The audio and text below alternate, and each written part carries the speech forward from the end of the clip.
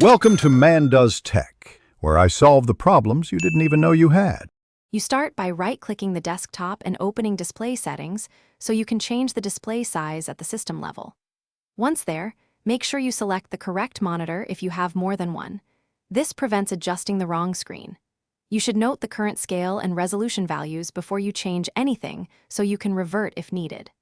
Now move to the Scale and Layout section to begin adjusting how large text, apps, and other items appear. You will now modify scale and resolution to achieve the display size you want. First, try a recommended scale such as 100% or 125%.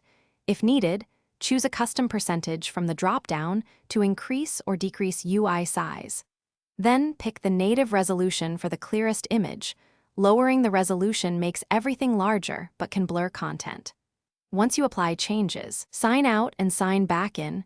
When prompted so apps and text update consistently across windows, you finish by fine-tuning and addressing problems. Open Advanced Scaling Settings to enter a custom scaling value or enable Windows to fix apps so they scale correctly. This helps when some apps look tiny or huge. Make sure to adjust clear type and text size under Ease of Access if text still feels hard to read.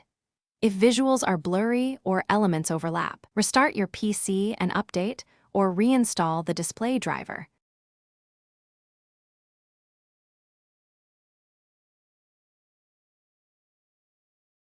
Thanks for watching.